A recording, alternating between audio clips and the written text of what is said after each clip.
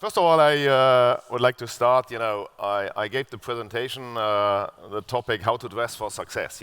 It's has several meanings, but first of all, I would summarize from yesterday. Yesterday, I skipped my introduction, what SmartPort is really meaning, because I promised you a whole presentation for this morning, and I look forward to show you in this session a lot of projects containing to SmartPort. You see on the first slide here, but I also promised, and I wanted to point out here, we don't want to present on this conference just slides. Most of the projects you can also visit on the excursion day on Friday or before, maybe Thursday afternoon. And I would like to recommend that to you, and I hope I can stimulate you a little bit with my short presentation to visit the excursions. Yesterday, I think Leonard said, you need to do investments in what might be possible and not in what is already existing. And Wim Elfring this morning, I think, repeated that again.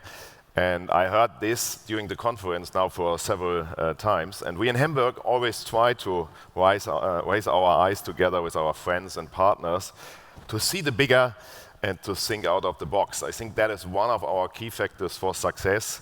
My colleague from Dubai Ports mentioned this morning, very narrow basins here in the port of Hamburg. Big vessels are coming in.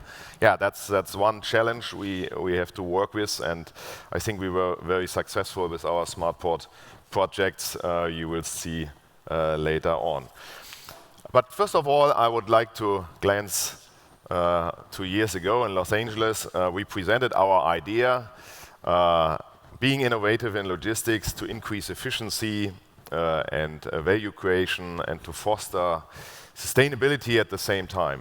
Gerd Leonard showed us the same idea yesterday, and he foresees that companies' profit of the future will lay in sustainable decision and projects, and I think that's also what we are doing. Yesterday, I also mentioned, and it was repeated several times during the conference, we try to bring out a motto, doubling capacity without doubling space, because the city is the port and the port is the city, so the port is located in the center of the city. Both are growing, so we have the challenge. We have no chance to enlarge the port massively, and we have to ensure that our infrastructure is used in the best way we can think about.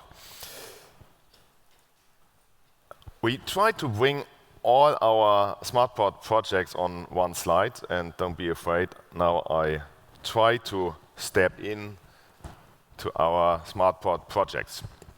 First of all, you see we divided SmartPort in two pillars, SmartPort Energy and SmartPort Logistics, and I would like to start in the part SmartPort Energy. 5 good reasons, environmental saving, increase economic factors. We also thought about laws and regulations. I will come back to that point later, and we will have a discussion the next days. Innovation, we want to ensure that we have room in the Hamburg Port Authority to create innovations together with our partners and infrastructure subjects. Yesterday we already mentioned renewable energy is one of the focus to get less dependent on conventional energy topics. We want to reduce emissions, and mobility has to be as clean as possible. When we look to the projects, you see now some examples. You can see onshore power supply is one of our projects. We put it on slides maybe in Los Angeles, and now we are proud to present that it's ready. On Saturday, just 2 days before we started the conference, we had the first approach with the so-called LNG hybrid barge from Becker Marine System, which was first time connected to Ida Sol, so a cruise vessel. And this is a movable power plant, which is absolutely eco-friendly, and It is worldwide. Was worldwide the first time that such a mobile power plant driven by LNG was in place. And if you are interested, you can have a look at the project outside at the exhibition hall. But you can also visit the LNG power barge in the port during the excursions. The second thing is onshore power supply based from landside, real shore power. What you can see here is another topic. Why is it important doubling capacity without doubling space? That is one point. But the other thing is, when you try to implement shore power in Hamburg, it's a little bit different than somewhere else. Because normally you see large metal transformation stations. And our shore power supply is inside this building. And this building has two advantages. The shore power supply is on the first level, so it's absolutely flood protected. But the second advantage is it fits totally into the architecture of the cruise terminal building. So on the left side, you see the end of the cruise terminal. On the right side, there's a new extension for shore power supply. This is very important because this shore power supply station is directly located at the residential area. And this is also very important for us because we want to ensure that the Hamburg people keep the port in love, and we cannot bring in just, let me say, an industrial desert to that place. It has to look also very convenient for the audience. These should be just two examples from Smart Port Energy. I would like to step over to Smart Port Logistics. The first statement is following Wim Elfring and also the colleagues from Lufthansa Industry Solutions. We try to follow the IT megatrends. One thing which is very important, everybody is using the smart devices. Everybody has a smartphone, a pad, or the truck drivers. All the companies are working with such devices. And it's easy to use that in different languages, and you download an app. We made a test yesterday. It's very easy. And we try to bring that in because we can save a lot of costs. There are no extra investments for the companies, and that was the first try. The second thing, it was also mentioned in some discussions, the key factor for success is we have to integrate different management systems. Lufthansa presented that this morning. We did it already in the port of Hamburg. And that is the only chance to reach the highest level of efficiency in a port. My normal, simple example is when a ship is arriving at the port, a container is arriving, then the system can recommend the mode of transport for the next step. Is there a free space on a train? In Hamburg, we like to use the train. So we increase the utilization, or the other way around, is there available truck, maybe who's waiting for a container, but this container isn't available at the moment. We can change it in milliseconds. Our vision, this will come up after this conference, I just wanted to teaser that on, is our vision is not just integrate all modes of transport and all partners inside the port and into the hinterland.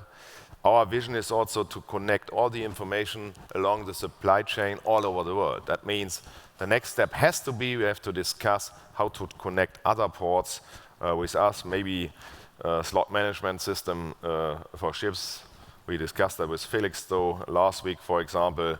But I think it's going from, let me say, Shanghai to Hamburg, or Los Angeles to Hamburg. It's all over the world. That's our vision. Now, to make it a little bit more concrete, right now we have already implemented a central control center. You can visit and play a little bit with all this kind of systems at the HPA exhibition area here at the conference. And I would want to show you some examples. In our port monitor, we have all modes of transport and all traffic included. You can see the ships and the streets. And just to show you a short simulation, in our port monitor system, we recognize what kind of ship it is. Now the bridge will open. You will see the traffic will change the color into yellow and not into red. Red would be a traffic jam. When we foresee that the bridge has to be open, we try to reroute the traffic, that nobody gets into the traffic jam. And everything is shown in our port monitor system. I don't want to play the whole film now because save some time. But all the maneuvers, turning maneuvers of the ships, you can follow simultaneously from our boats. Also, the naval police can use that. And here you can see, just for you, Patrick, it's very narrow to put the ships into the places, but with simulation, as Jörg Pollmann yesterday explained, I think we do it in a safe and a secure way. The next thing, I think this is also very interesting. Yesterday we heard something about the future. You know, do we need so many employees or not? This picture show maintenance processes. In the past, you know, you have a weekly inspection at a switch, for example. In the future, we also try to do that with systems. And we put it in a smart switch in our railway network, and it looks like this, very unspectacular. But this kind of detection shows us how much electric power we need to change the switch from one direction to another. And if we need more power, there has to be something wrong. On the one hand, the switch can be a little bit dirty. On the other hand, the switch needs to be oiled. And then, by event handling, someone has to go there from our inspection team or maintenance team and work on that. So now I failed.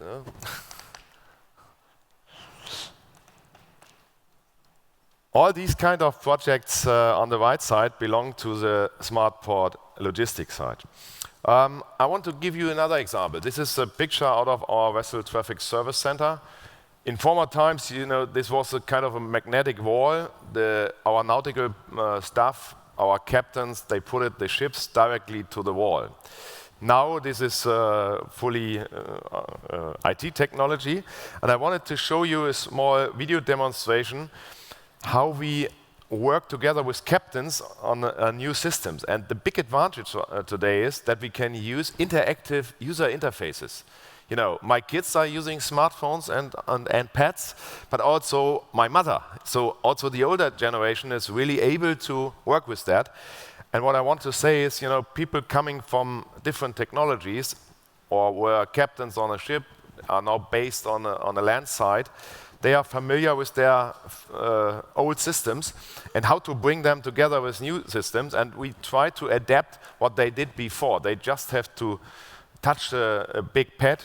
They can position artificial ships like they did it before with magnetic models. And they can try all the maneuvers and measurements, you know, the widthness of the river. They can, you will see also tidal dependent. They can look at the water depth and compared with the draft of the vessels. And here I only can show you a short video, but I would really recommend for the people who are interested in that to go to the exhibition and test the system, just to put your hands on. And this is also, you know, to help us to get into the next generation system.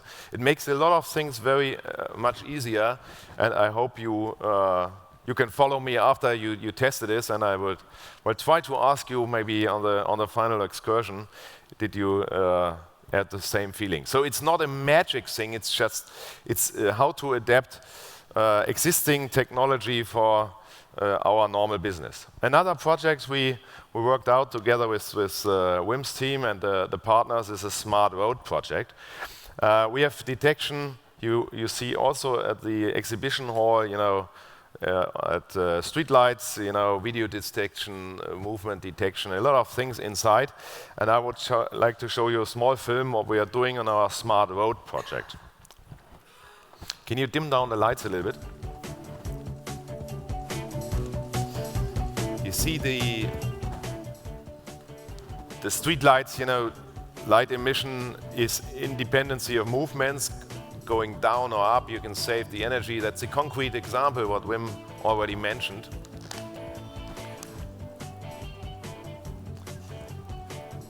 And you can visit this area also on the excursions. And we think it's better safety for pedestrians, for cyclists, for cars.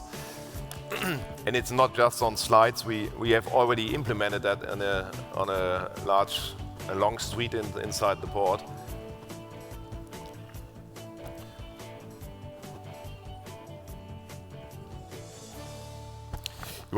It should just give you an impression, how we can use technology. And I very often tell my friends in the United States, the same technology in different countries, they have a different selling proposition. Some people say this is very interesting to increase safety and security. You can detect movements, turn on the lights, see someone wants to steal something or do something wrong. Here in Germany or in Europe, we are using this technology to increase safety, but safety from the traffic standpoint to avoid accidents.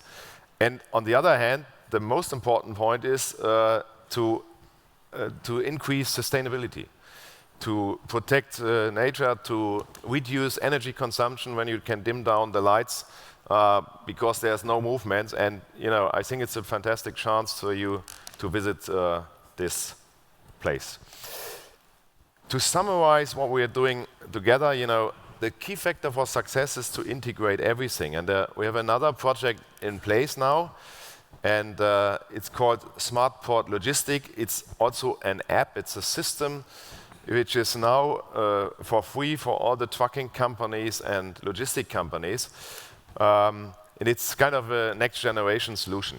We have complete port traffic information via one app. You can also have a look at the system area and also HPA area outside. We have a system in place which gives you a perfect forecast at any time, which is very important, estimated time of arrivals and traffic situation. And then we also have the gateway to somewhere you can park if there are any delays, or some delays. There is the parking spaces in the system.